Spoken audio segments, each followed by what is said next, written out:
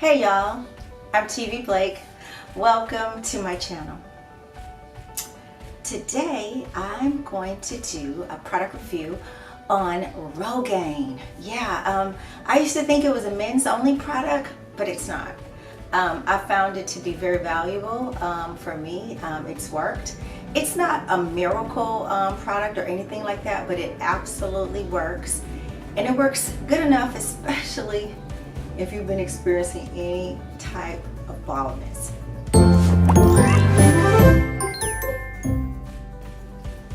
When I say Rogaine, it doesn't have to be Rogaine brand. Minoxidil is the active ingredient that you can find in store brands. You can find it in the brand like at Walmart or at Walgreens, and I have used them all. As long as the active ingredient is the same, it works the same. It may be a slightly different strength when you go with Rogaine brand. I tend to buy that, but to say I can get it at a discount with coupons for Walgreens, so I like to buy it at Walgreens. Let me just set the record straight on why you would want to use Rogaine, why it's okay. You hear people say all the time, if you stop using Rogaine, your hair's gonna fall out. That's true. Absolutely. If you got growth because of Minoxidil or because you used a product with that, the hair that you gained from that is going to come out, not right at first, but it is going to come out after you stop using it. I'm a living witness of that. Talk about that later. But the thing that I want to address right away is that people say if you start using it, you're going to have to keep using it for the rest of your life. And what's the problem with that? That's like saying if you start using toothpaste, you're going to have to use toothpaste for the rest of your life. Ooh, if you start using shampoo, you're going to have to use shampoo for the rest of your life. I don't understand that. I use soap, I use toothpaste, I use shampoo, I use mouthwash, I take vitamins. There's some stuff I do every day. You don't even have to use Rogaine or whatever every day, even though I do, especially when I was bald or balding.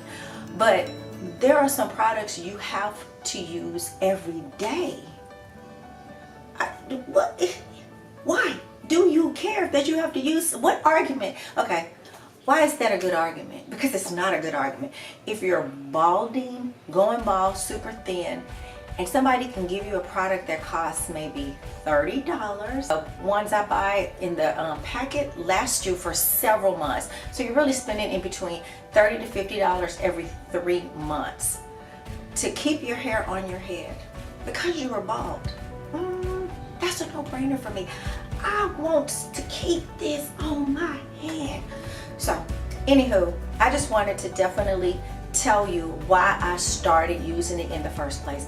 I had massive hair loss in this area from one doing something I saw on YouTube. Hello, somebody. Enjoying this video? Well, please take the time to hit the subscribe button and don't forget to click the bell right next to it so you'll be alerted of all my new videos. Thank you. I just want to give you some background of my hair so you can kind of see the texture and the length. I never really had super long hair until I had dreadlocks, but these are pictures in my 30s. Now here's a picture in my 40s. My hair was starting to get thinner, so I was cutting it shorter, and this is when I turned 50. You can see my hair is cut short because it was getting thin, so I opted, like most women, to just cut it off. Now I want to show you the state that my hair was really in right before I made a decision to do the maximum hydration method. My hair was very, very thin. You can see by the crown of my head, but it's deceiving because you look at this picture and it looks as though my hair is not in such bad shape. Okay, fast forward to January of 2015.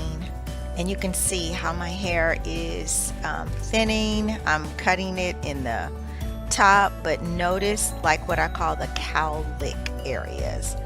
That is a problem. Those areas are already weak and already very, very sensitive.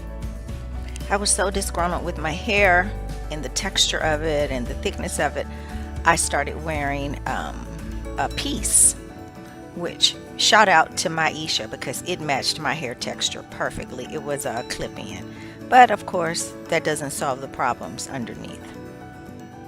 Because I thought my short, kinky, dry hair could be better, I decided to do the maximum hydration method. Note to self, don't put anything on your hair with baking soda in it. Bad idea. So here I am before I did the maximum hydration method, and here's me with it actually on my hair, with the concoction on my hair. What was I thinking? Looks crazy now. However, not even 2 weeks later, this is what my hair started to look like. Those areas that were previously weak and thin, just literally, it looks like that concoction just literally ate away at it. All this damage and breakage and looks like just battery acid corrosion is happening. This is like a month or so later. I started using Rogaine in November, so this is about a month after I started using Rogaine. I know it still looks pretty bad. All the while I'm dealing with this hair issues, I am not letting it show on the surface. I went from scarves to wigs to caps to hats, and I refuse to look like what I was going through. Now here's what my hair was looking like about 3 months after using Rogaine. This is towards the end of January actually of 2016. Notice my crown is still very thin, but I'm confident, or hoping at least, that I can get my hair cut. So I go to my barber. Another shout out to Myeisha, and she cuts it off in a way that turns out very attractive, and you can't even see the thinness. So even though my hair is thin, I'm still so happy because now I can wear my hair short without wigs and without scarves and everything, and feel confident again as a woman. I'm 100% into the foam. I give it a definite yes for a product that works for my type of hair loss, and especially my age range. Absolutely yes. Don't be afraid to try it. Don't be swayed by all of the, oh, you have to keep using it for life. You want to have hair for life? Keep using it for life.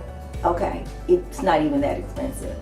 And I'm not getting anything from Rogaine or Minoxidil or anybody like that. Dude, I have 100 subscribers, so you know ain't nobody paying me. Hello. I want to ask y'all, let me know in the comments below. Comment down below and tell me, one, if you've had experience with it. Tell me about the myths that you heard, or did I dispel any myths or anything like that. And if you have any questions for me, if there's something else that you want me to cover in a future video, I'd love to hear your feedback. So let me know.